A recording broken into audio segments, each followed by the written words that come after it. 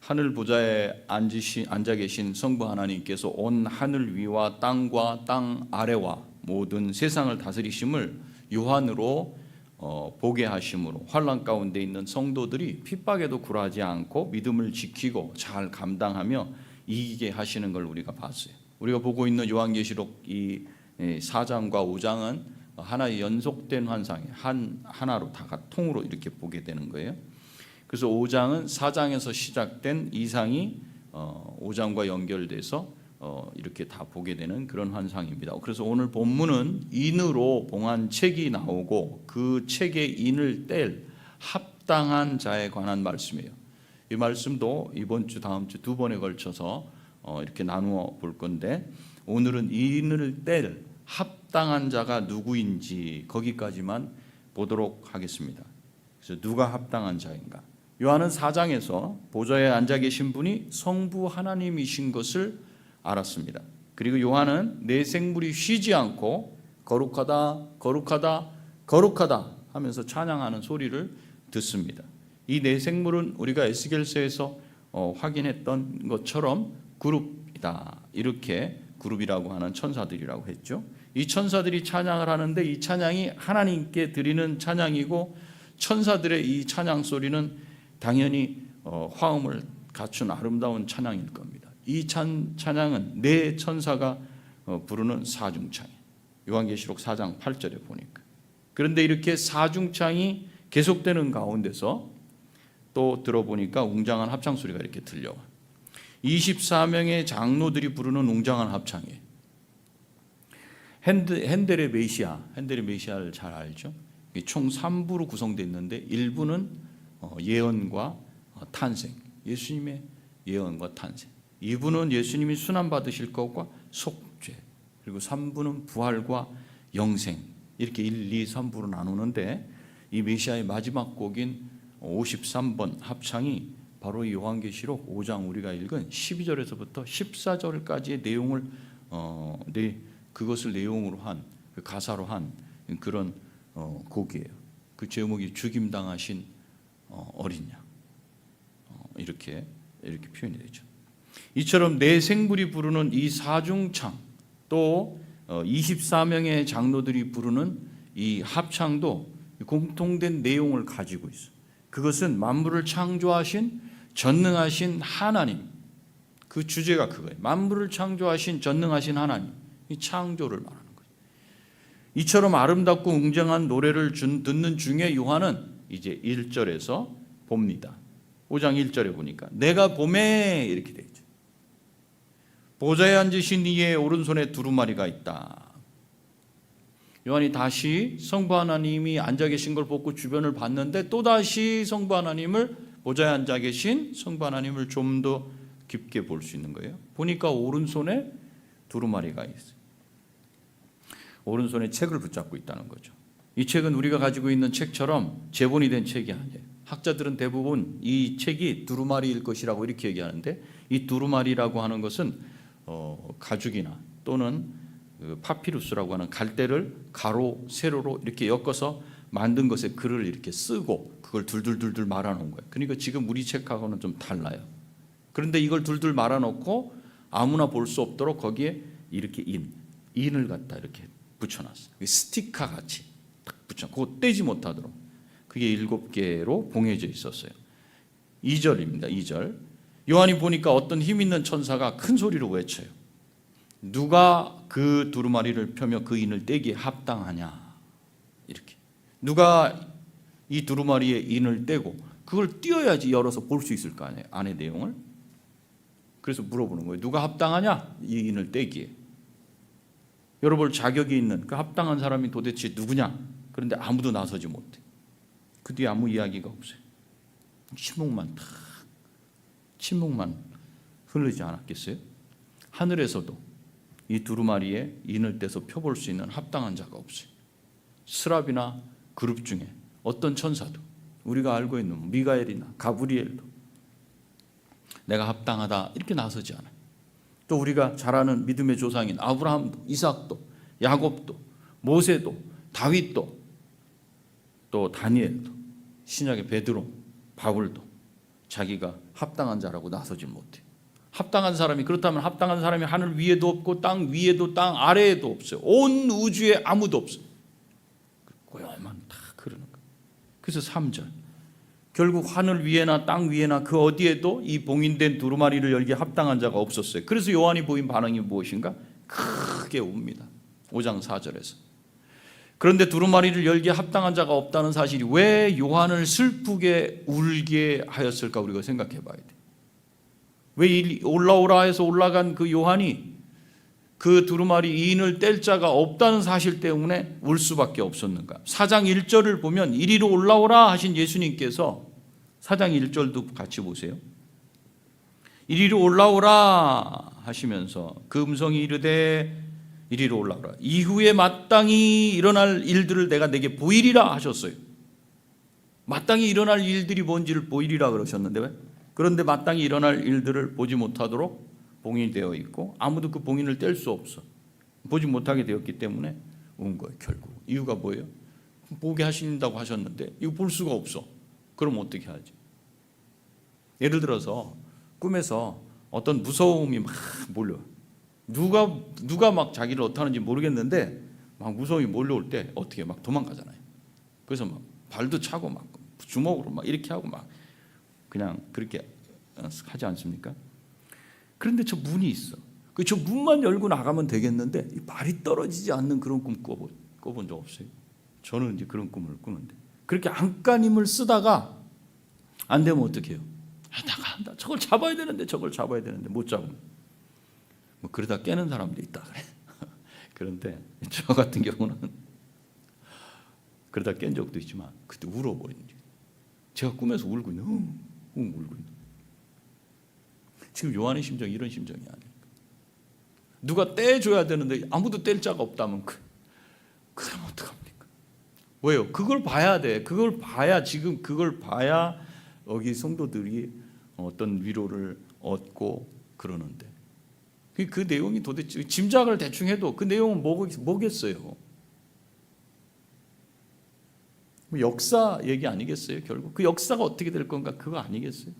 우리가 짐작하기에 성경을 봐야 정확하지만 그런데 그 뒷부분이 궁금한데 이게 딱 닫혀져 있어.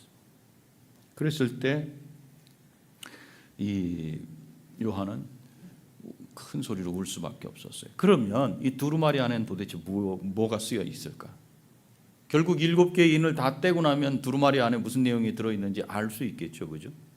7인으로 봉해진 두루마리에는 어떤 내용이 있는지는 6장, 7장, 8장, 5절까지에 그게 쭉 연결이 되어 있어요.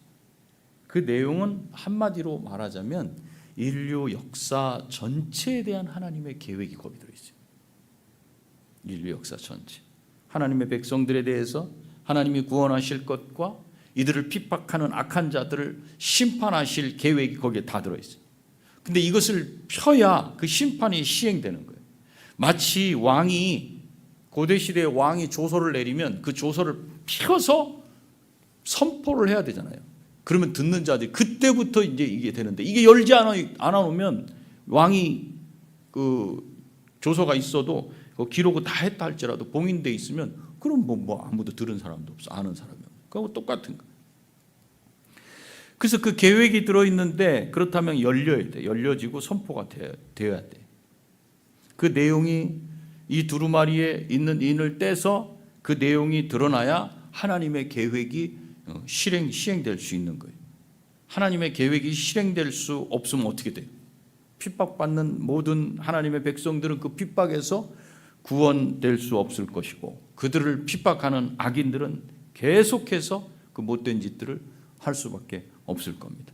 물론 요한이 이런 내용을 다 알 수는 없었다 해도 그래도 성경을 잘 알고 있고 예수님의 제자된 요한으로서는 적어도 하나님의 선하신 뜻이 시행돼야 되지 않습니까?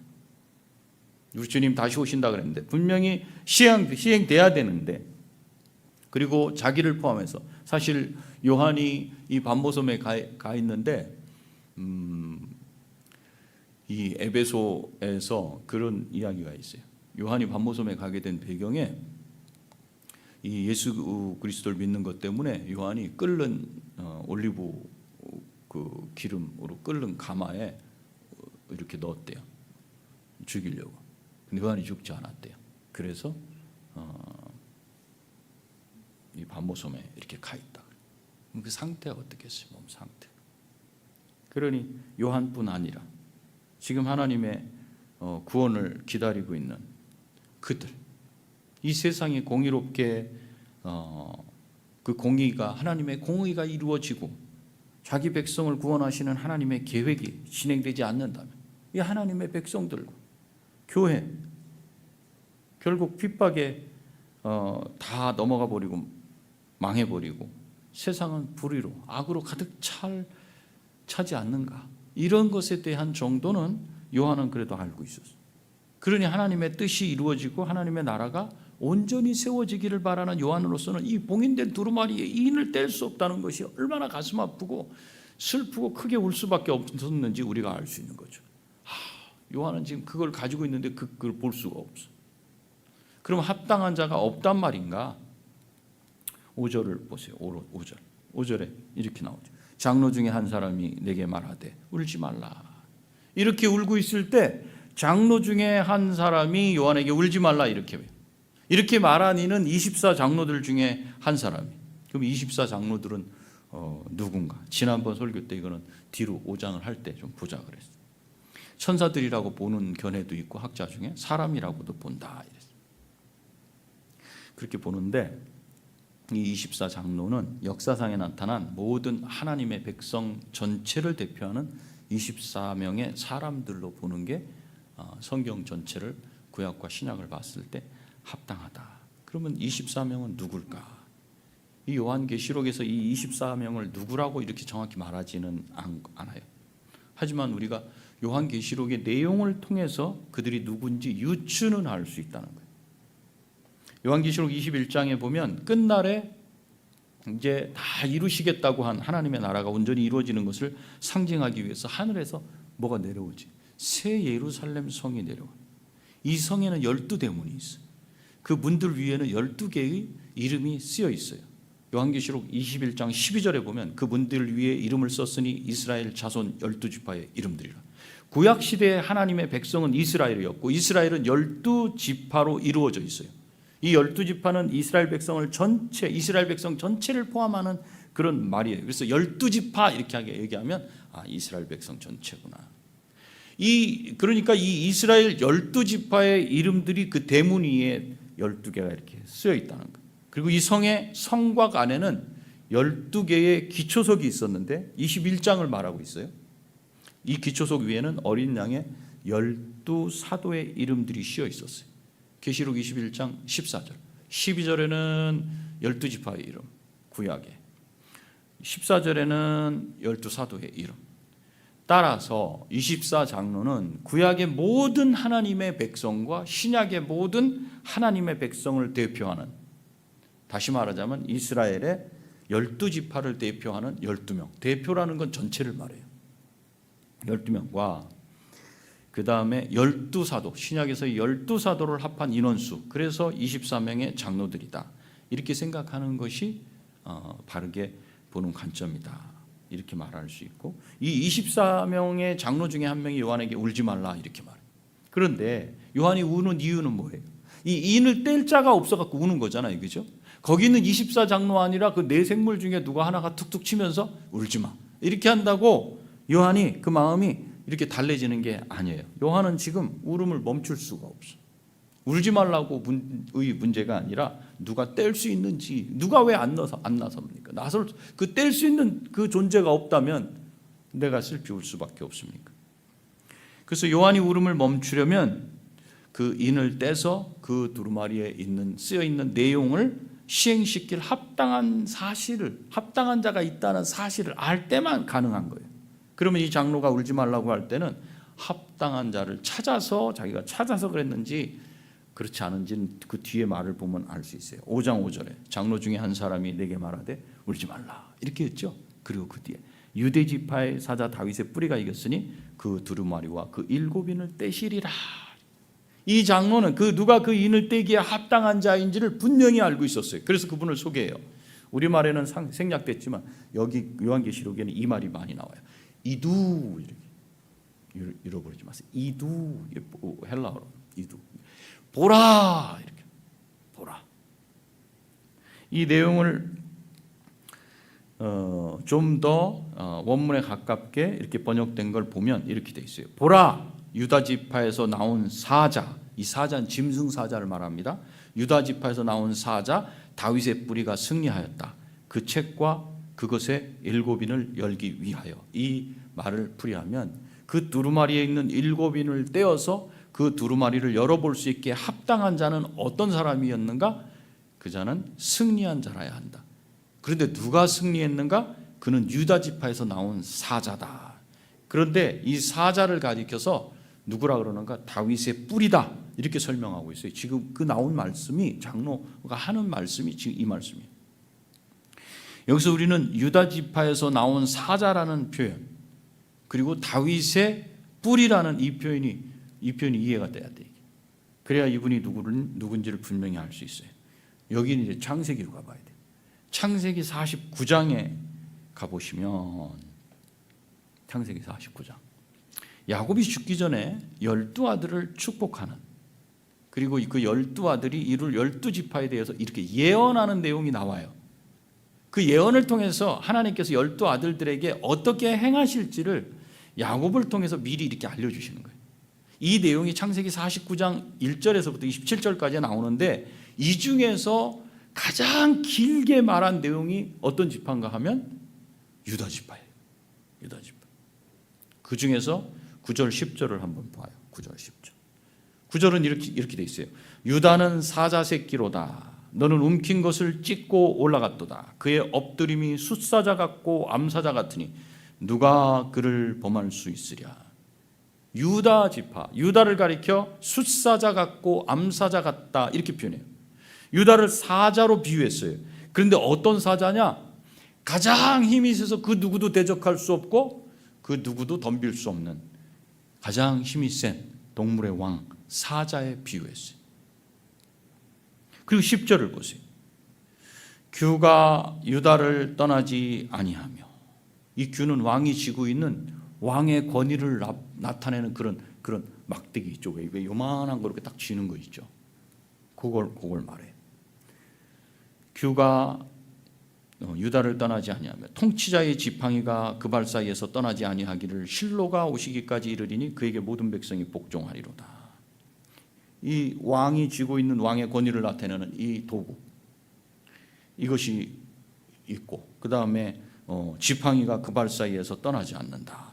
그렇다면 유다에게서 계속 통치자가 나온다. 즉 왕이 계속 나올 것이다 하는 사실을 우리가 이 예언을 통해서 알 수 있어요.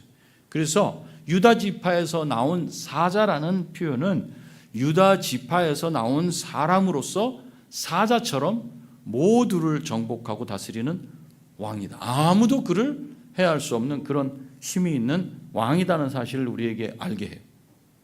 그게 이제 그 다음에 이제 다윗의 뿌리라는 표현, 이건 무엇인가 하면 이사야 선지자를 통해 예언하신 내용에 근거를 두고 있어요. 이사야서 11장으로 가요. 이사야 11장 1절. 이사야 11장 한번 찾아보세요. 1절. 본문을 봐야 됩니다. 3절 뒤에도 또 봐야 되기 때문에 이사야서는 여러분들이 열어보세요. 이사야 11장 1절. 이사야 11장 1절을 한번 보겠습니다. 이새의 줄기에서 한 싹이 나며 그 뿌리에서 한 가지가 나서 결실할 것이요. 이새는 누구냐면 다윗의 아버지입니다.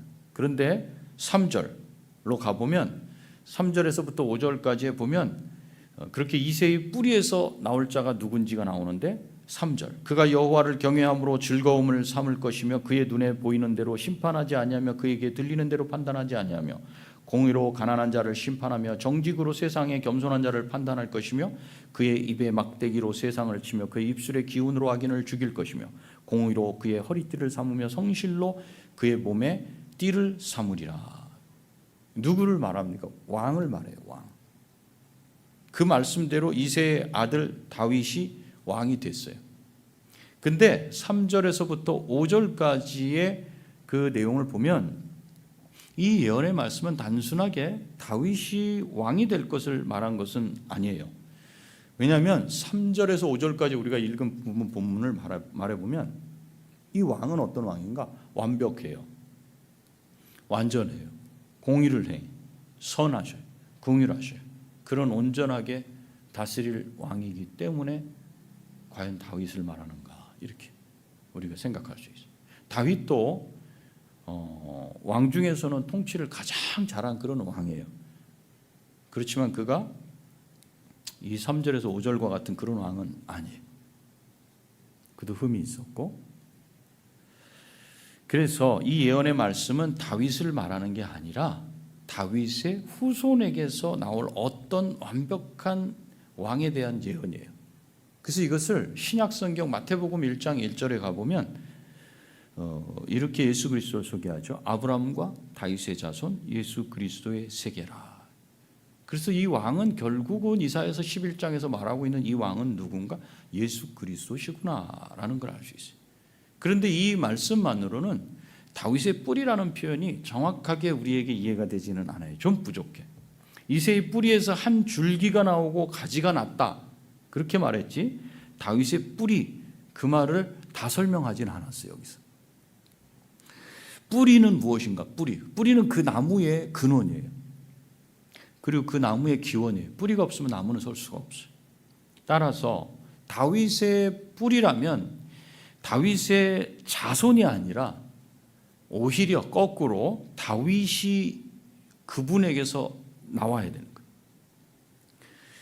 이 사실을 잘 알려주는 부분이 마태복음 21장 41절에서 45절까지인데, 예수님께서 바리새인들에게 질문하셔요. 이 바리새인들은 예수님을 구약에서 예언하신 오시리란 그리스도라고 믿지 않아요. 그래서 예수님이 그들에게 묻는 거예요.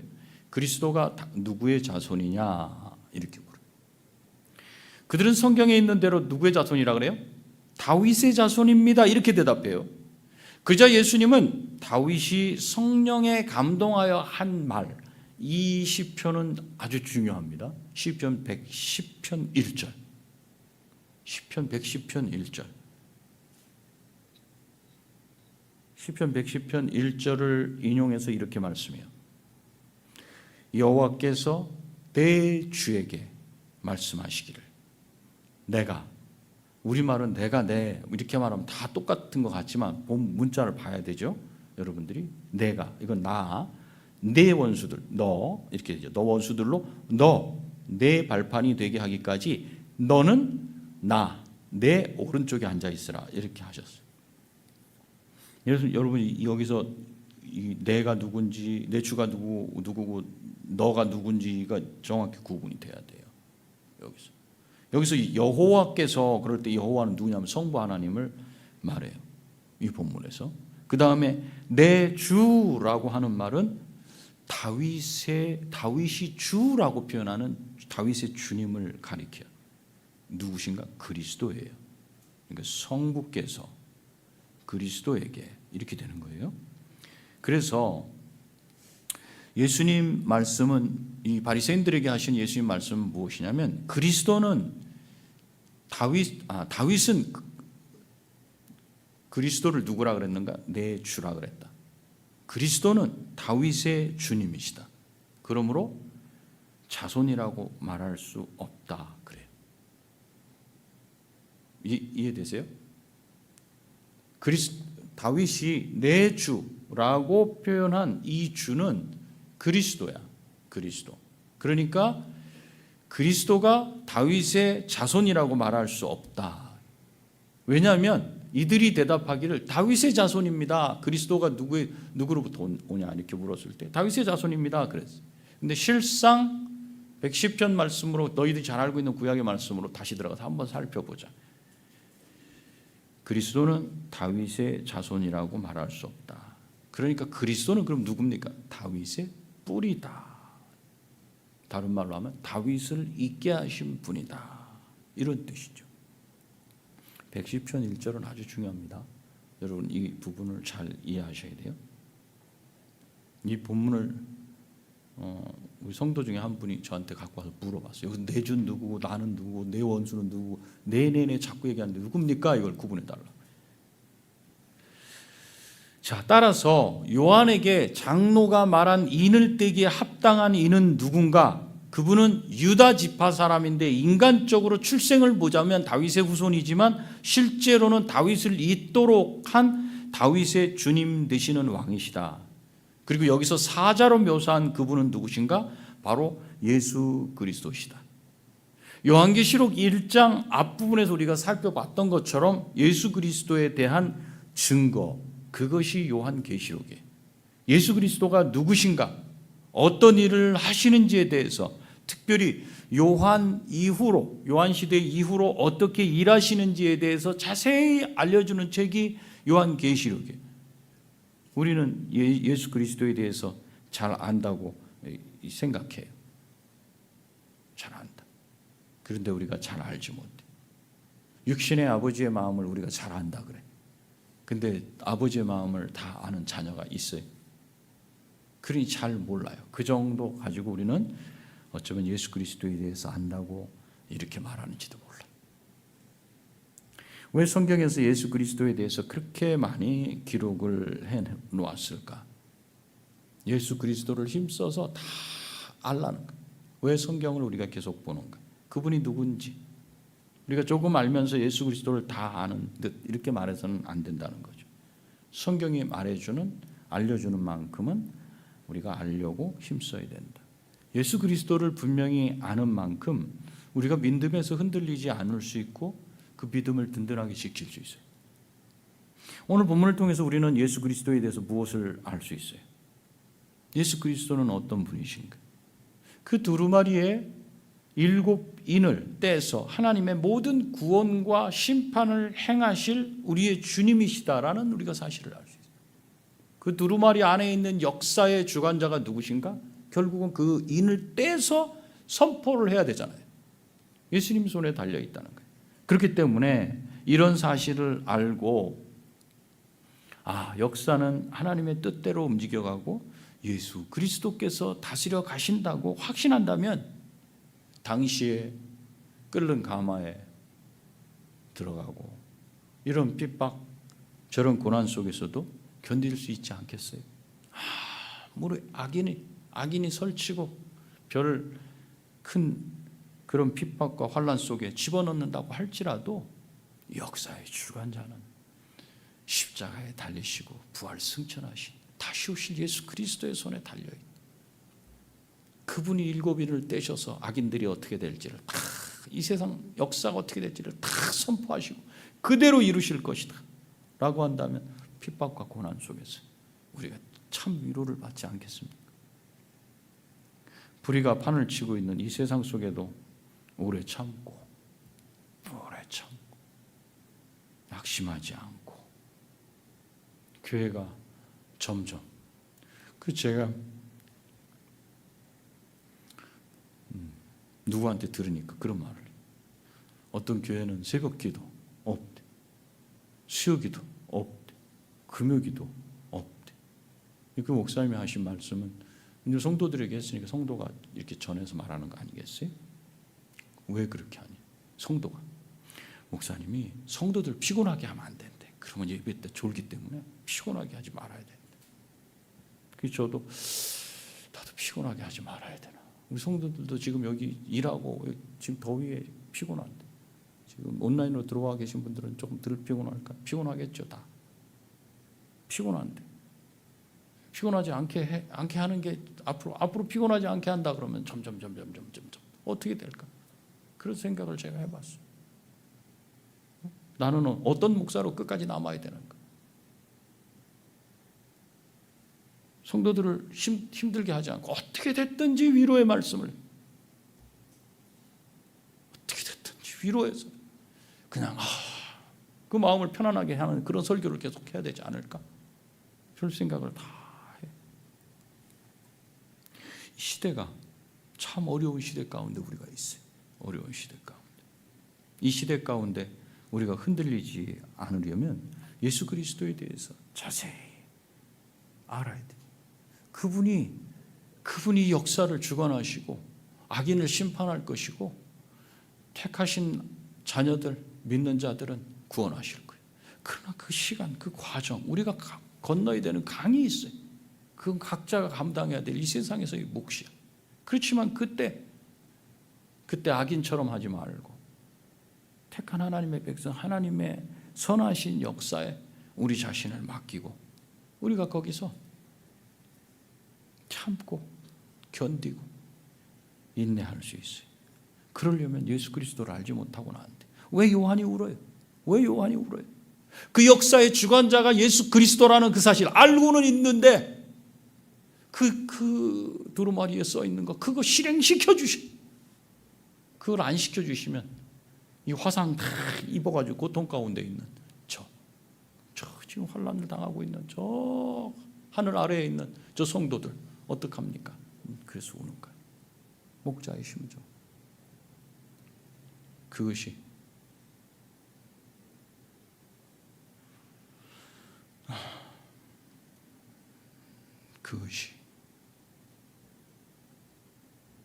그것이 저의 심정이 되어야 되는데 바뀌지 말고 변하지 않고 그것이 여러분들과 저의 끝까지 흔들리지 않을 마음이 돼요. 그러기 위해서 우리가 말씀을 보는 거예요. 그 말씀을 통해서 보면 볼수록 그 예수 그리스도께서 어떤 분이신지 배어나고 그 예수 그리스도에 대해서 자세히 깊이 이렇게 알지 못하면 그러면 흔들려요. 세상 환란에 우리가 흔들릴 수밖에 없어요. 그래서 여러분 모두 예수 그리스도를 더욱 깊이 알아가고 안만큼 보여지는 거예요. 한 발 내딛고 안만큼 두려움 없이 내딛고 그만큼 또 보고 내 옆에서 누가 같이 봐야지 우리 성도가. 그래서 점점 어두운 걸 밝히 보면서 같이 그렇게 가는 거예요. 여러분 저와 함께 우리 모두 예수 그리스도를 더욱 깊이 알고 믿어서 죽도록 하나님 앞에 충성이 뭐라 그랬죠? 신실하다. 하나님 앞에 정직한다. 그 마음이 바뀌지 않는 신실하게 그렇게 살아가는 우리 모두가 되시기 바랍니다. 기도하시겠습니다.